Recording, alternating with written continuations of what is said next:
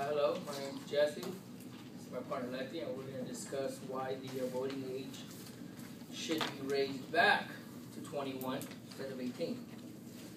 Now, I'll do a simple task for all you. All right, go back to when you were 17, 18, high school. Who did you vote for? I'm not talking about no presidents, high school. Who did you vote for? Cool kid. Treasures? Exactly. Was it a cute guy, a hot girl? Was it a friend, or did you guys just vote because your friends were doing it? And I bet no one here probably remembers what the president, the class president even offered. All through high school and middle school, everyone's been taught to vote on popularity. And that's just one thing. And if we don't change the voting age back to 21, we're letting the fate of this country fall in the hands of the misguided, impulsive, and easily manipulated youth. Which leads me to my 3 points. My first point will be level of maturity. The second point will be level of education. And the third point will be government and political gain.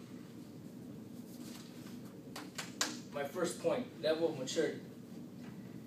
Give an 18-year-old a choice between driving a Civic or a Ferrari. What would they take? Ferrari off the bat. They won't even think.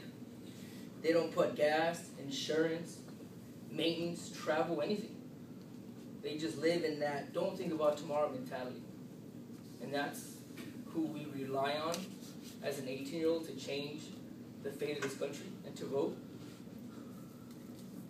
In the Dartmouth website, a professor by the name of Abigail Byrd, who specializes in psychology and brain sciences, said the brain of an 18-year-old college freshman is still far from resembling the brain of someone in their mid-20s. They don't think. They just act. You know? The young tend to have more chaotic lives, part-time. They have, look around, social lives, Facebook. Everywhere you see someone's getting out of high school, they don't worry about anything, right? This is the next one. It just makes me laugh, right? In collegestats.org, they said in an effort to encourage the young voters to vote, MTV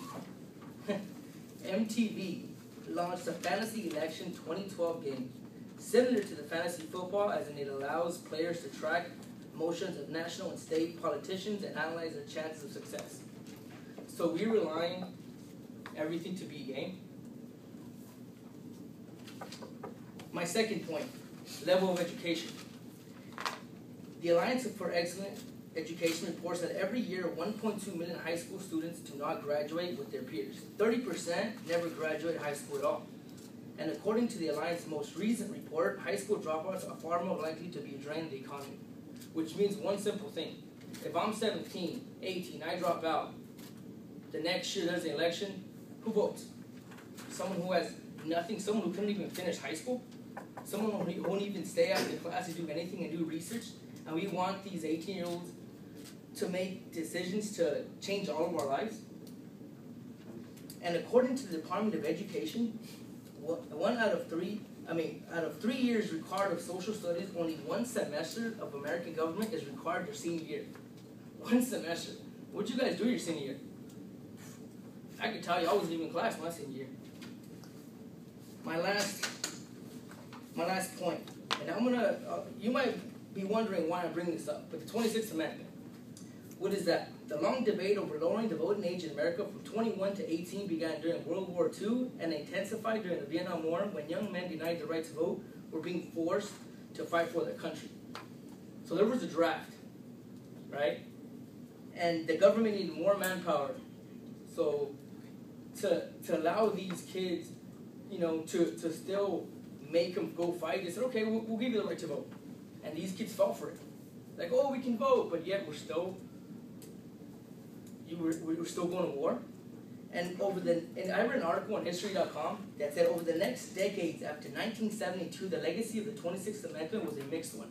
After 55.4% turnout in 1972, youth turnout steadily declined, reaching 36.6% in 1988 and has been declining ever since. Has been declining ever since. So what are we changing? What are we doing? We do the same thing over and over and over and over and again, and now you have, according to New York Times' Susan Solney, Obama campaign has already started outreach efforts focusing on teenagers in high school. With all these facts out there, that they're not ready, they haven't voted, they're not going to vote, you still want to go to high school? What's next? Pick them off preschool? And change their minds back then? That makes no sense to me. So I'm asking you now, change it back to 21, where our forefathers who died from tooth decay were smarter. We're smart enough to change, to say that these kids are not ready. Let's put it to 21. So please vote affirmative and change the voting age from 18 to 21. Thank you.